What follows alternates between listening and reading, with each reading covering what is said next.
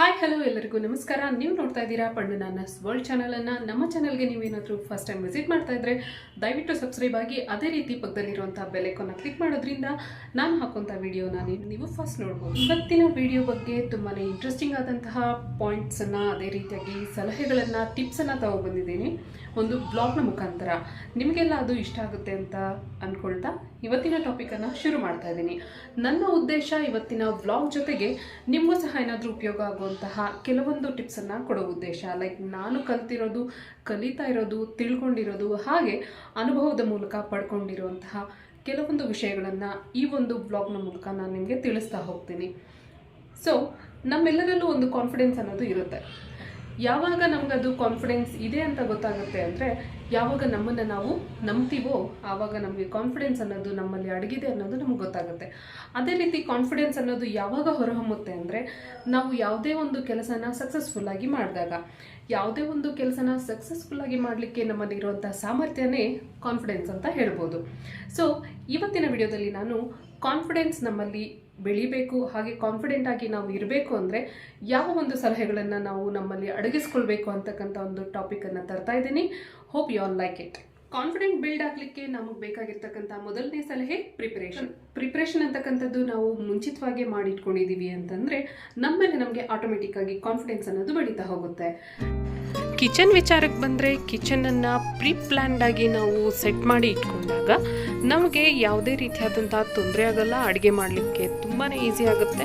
ಯಾವ್ಯಾವ ವಸ್ತುನ ಎಲ್ಲೆಲ್ಲಿ ಅರೇಂಜ್ ಮಾಡಿ ಇಟ್ಕೊಂಡಿದ್ದೀವಿ ಅನ್ನೋ ಪ್ಲ್ಯಾನಿಂಗ್ ಅನ್ನೋದು, ಪ್ರಿಪ್ರೇಷನ್ ಅನ್ನೋದು ಮುಂಚೆನೇ ಇದ್ದಾಗ ನಾವು ಈಸಿಯಾಗಿ ಅಡುಗೆ ಮಾಡ್ತಕ್ಕಂಥ ಒಂದು ಪ್ರಿಪ್ರೇಷನನ್ನು ಅಥವಾ ಅಡುಗೆ ಮಾಡ್ತಕ್ಕಂಥ ಒಂದು ಪ್ರೋಸೆಸ್ಸನ್ನು ಚೆನ್ನಾಗಿ ಮಾಡ್ಬೋದು.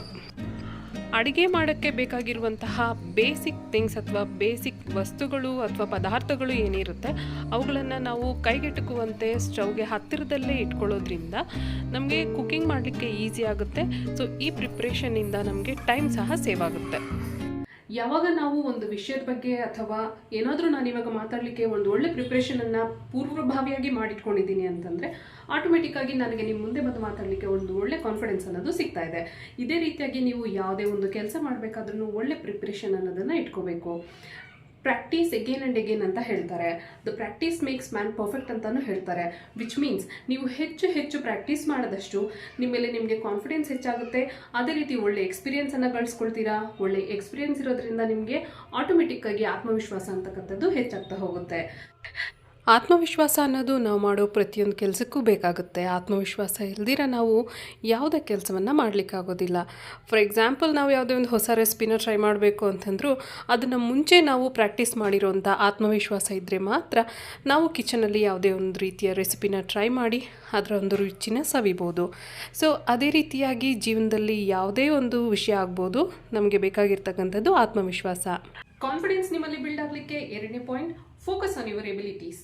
ನಿಮ್ಮಲ್ಲಿ ಅಡಗಿರ್ತಕ್ಕಂಥ ಸಾಮರ್ಥ್ಯಗಳೇನು, ನಿಮ್ಮಲ್ಲಿ ಅಡಗಿರ್ತಕ್ಕಂಥ ವೀಕ್ನೆಸ್ ಏನು.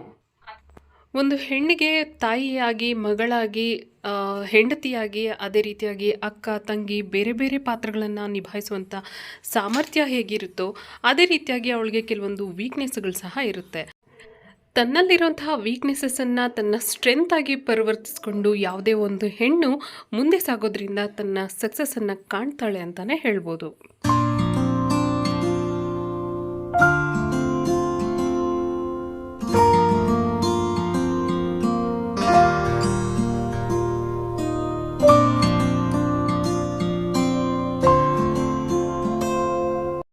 ಅಡಗಿರ್ತಕ್ಕಂತಹ ಸಾಮರ್ಥ್ಯಗಳ ಜೊತೆಗೆ ನಿಮ್ಮಲ್ಲಿ ಇರ್ತಕ್ಕಂಥ ವೀಕ್ನೆಸಸ್ ಏನು ಅಂತ ನೀವು ತಿಳ್ಕೊಳ್ಳೋದ್ರಿಂದ ನಿಮ್ಮನ್ನು ನೀವು ಕರೆಕ್ಟ್ ಮಾಡ್ಕೊಳ್ತಕ್ಕಂಥ ಕೆಪಾಸಿಟಿನ ನೀವು ಹೊಂದುತ್ತೀರಾ. ಸೊ ದಟ್ ನಿಮ್ಮಲ್ಲಿ ಆಟೋಮೆಟಿಕ್ ಆಗಿ ಯಾವುದೇ ಒಂದು ಕೆಲಸನ ಮಾಡಲಿಕ್ಕೆ ಸಕ್ಸಸ್ಫುಲ್ ಆಗಿ ಕಾನ್ಫಿಡೆನ್ಸ್ ಅನ್ನೋದು ಬೆಳೀತಾ ಹೋಗುತ್ತೆ. Point number 3, dare to be work. ಏನಪ್ಪ ಡೇರ್ ಟು ಬಿ ವರ್ಕ್ ಅಂತಾರೆ? ಧೈರ್ಯವಾಗಿ ಏನಾದರೂ ಮಾಡಿರ್ಬೋದಾ ಅಂತಂದರೆ ಅಲ್ಲ.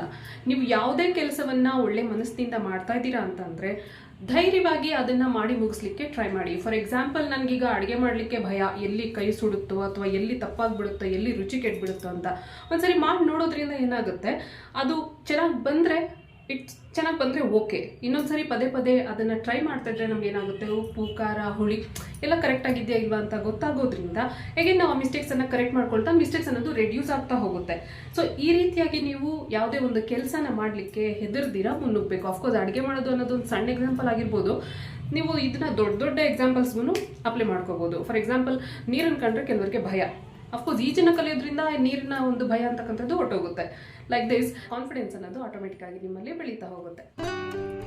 ಒಂದು ವರ್ಕಿಂಗ್ ವುಮೆನ್ ಆಗಿ ವರ್ಕ್ ಮಾಡಿರೋಂಥ ಯಾವುದೇ ಒಂದು ಹೆಣ್ಣು ಮನೆಯಲ್ಲಿ ಸುಮ್ಮನೆ ಕೂತ್ಕೋಬೇಕು ಅಂತಂದರೆ ಅದರಷ್ಟು ಬೋರಿಂಗ್ ಮತ್ತೊಂದಿಲ್ಲ. ನೀವೇನು ಹೇಳ್ತೀರಾ? ಅಫ್ಕೋರ್ಸ್ ಹೌಸ್ ವೈಫ್ ಆಗಿ ವರ್ಕಿಂಗ್ ಹೋಮ್ ಮೇಕರ್ ಆಗಿ ಮನೆಯಲ್ಲೇ ಇದ್ದು ಮನೆಯನ್ನು ಒಳ್ಳೆಯ ಒಂದು ಡಿಗ್ನಿಫೈಡ್ ಆಗಿ ಅಥವಾ ಡೈನಾಮಿಕ್ ಆಗಿ ಲೀಡ್ ಮಾಡೋವಂಥ ಲೇಡೀಸು ನಮ್ಮಲ್ಲಿದ್ದಾರೆ. ಆದರೆ ಬಿಫೋರ್ ವರ್ಕ್ ಮಾಡಿಕೊಂಡು ಎಗೇನ್ ನಾವು ಫ್ಯಾಮಿಲಿ ಲೈಫ್ಗೆ ಬಂದು ಮಗುನ ನೋಡ್ಕೊಳ್ತಾ ಯಾವುದೋ ಒಂದು ಡಿಪ್ರೆಷನ್ಗೆ ಗುರಿ ಆಗೋದು ಅನ್ನೋದಿದೆ ಅಲ್ವಾ, ಅದರಷ್ಟು ಒಂದು ನರಕ ಅಂತಲೇ ಹೇಳ್ಬೋದು. ನಮ್ಮಲ್ಲಿರೋಂಥ ಟ್ಯಾಲೆಂಟ್ ಆಗ್ಬೋದು, ನಮ್ಮ ನಾಲೆಡ್ಜ್ ಆಗ್ಬೋದು, ಯಾವ ರೀತಿ ಡಿಕ್ರೀಸ್ ಆಗ್ತಾ ಹೋಗುತ್ತೆ ಅಥವಾ ವೇಸ್ಟ್ ಆಗ್ತಾ ಹೋಗುತ್ತೆ ಅನ್ನೋದಕ್ಕೆ ಮೇಯ್ನ್ ಉದಾಹರಣೆ ಬಂದು ತುಂಬ ಎಜುಕೇಷನ್ ಮಾಡಿಕೊಂಡು ಮನೆಯಲ್ಲೇ ಫ್ಯಾಮಿಲಿಗೋಸ್ಕರ ಉಳ್ಕೊಂಬಿಡೋಂಥ ಕೆಲವೊಬ್ಬರು ಹೆಂಗಸರು. ಅದರಲ್ಲೂ ಎಸ್ಪೆಷಲಿ ನನ್ನ ಎಕ್ಸಾಂಪಲೇ ತಗೊಳ್ಳಿ. ಎಜುಕೇಷನ್ ಎಲ್ಲ ಮುಗಿಸ್ಕೊಂಡು ಮ್ಯಾರೇಜ್ ಆದಮೇಲೆ ಮಗು ಆಯಿತು ಅಂತಂದರೆ ಅದಕ್ಕೋಸ್ಕರ ನಾವು ಒಂದಷ್ಟು ಸಮಯನ ಮೀಸಲಿಡಬೇಕಾಗುತ್ತೆ. ಆ ಸಮಯದಲ್ಲಿ ನಾವು ಪಡ್ತಕ್ಕಂಥ ಡಿಪ್ರೆಷನ್ ಏನಿದೆ, ಅಫ್ಕೋರ್ಸ್ ಮಗು ಇರುವಂಥ ಎಂಜಾಯ್ಮೆಂಟ್ ಇರುತ್ತೆ, ಖುಷಿ ಇರುತ್ತೆ. ಆದರೆ ನಾವು ದುಡಿಬೇಕು ಅಥವಾ ನಮ್ಮ ಲೈಫಲ್ಲಿ ನಾವು ಸೆಟ್ಲ್ ಆಗಬೇಕು, ಮುಂದಕ್ಕೆ ಮಕ್ಕಳ ಭವಿಷ್ಯ ಏನು ಅನ್ನೋ ಪ್ರಶ್ನೆ ಬಂದಾಗ ಎಲ್ಲರಿಗೂ ಒಂದು ಭಯ ಅನ್ನೋದು ಕಾಡುತ್ತೆ. ಆ ಭಯದಿಂದನೇ ನೆಕ್ಸ್ಟ್ ಏನು ಅಂತ ಯೋಚನೆ ಮಾಡಿದಾಗ ಯಾವುದಾದ್ರೂ ಒಂದು ಸ್ಟೆಪ್ ನಾವು ಅರ್ನಿಂಗ್ ಕಡೆ ತಗೋಬೇಕಾಗುತ್ತೆ. ಅದರಲ್ಲಿ ನಾನು ತಗೊಂಡಂತಹ ಮೊದಲನೇ ನಿರ್ಧಾರ ಈ ಒಂದು ಯೂಟ್ಯೂಬ್ ಜರ್ನಿ. ಈಗಾಗಲೇ ನಮ್ಮ ಫ್ಯಾಮ್ಲಿ ನಂಬರ್ 1 ಸಬ್ಸ್ಕ್ರೈಬರಿಂದ 40 ಸಬ್ಸ್ಕ್ರೈಬರ್ವರೆಗೂ ರೀಚ್ ಆಗಿರೋದು ನನಗೆ ತುಂಬಾ ಖುಷಿ ಕೊಟ್ಟಿದೆ. ಇದೇ ರೀತಿ ಸಬ್ಸ್ಕ್ರೈಬರ್ಸ್ ಬೆಳೀತಾ ನಮ್ಮ ಫ್ಯಾಮ್ಲಿ ದೊಡ್ಡದಾಗ್ತಾ ಇದ್ದರೆ ನನ್ನ ಒಂದು ಧೈರ್ಯ ಇನ್ನೂ ಹೆಚ್ಚಾಗಿ ಹೆಚ್ಚು ವೀಡಿಯೋಸನ್ನು ಯೂಸ್ಫುಲ್ಲಾಗಿ ಮಾಡಲಿಕ್ಕೆ ಟ್ರೈ ಮಾಡ್ತೀನಿ.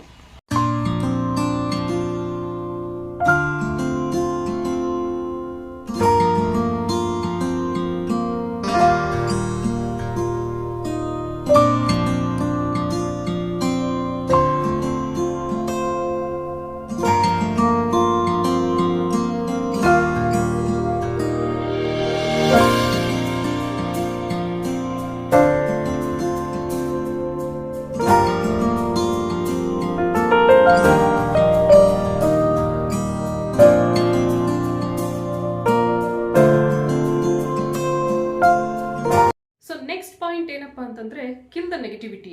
ನಕಾರಾತ್ಮಕ ಭಾವನೆಗಳನ್ನು ನಿಮ್ಮಿಂದ ದೂರ ಇಡಿ.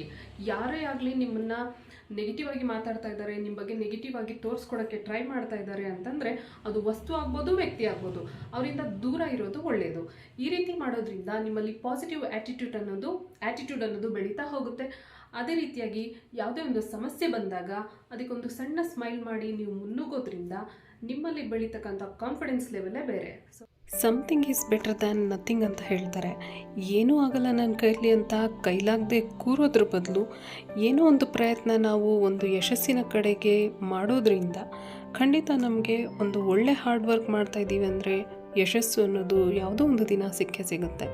ಹಾಗಾಗಿ ಯಾವುದೇ ಒಂದು ನೆಗೆಟಿವ್ ಟಾಕ್ ಆಗಲಿ ಅಥವಾ ನೆಗೆಟಿವ್ ಪೀಪಲ್ಗೋಸ್ಕರ ಆಗಲಿ ನಿಮ್ಮ ಒಂದು ಯಶಸ್ಸನ್ನು ನೀವೇ ಕೈಯಾರೆ ಹಾಳು ಮಾಡಿಕೊಳ್ಳದೆ ನಿಮ್ಮ ಒಂದು ಧ್ಯೇಯ ಅಥವಾ ಗುರಿ ಏನಿರುತ್ತೆ ಅದ್ರ ಬಗ್ಗೆ ಗಮನ ಕೊಟ್ಟು ನೀವು ಹಾರ್ಡ್ ವರ್ಕ್ ಮಾಡಬೇಕಾಗತ್ತೆ.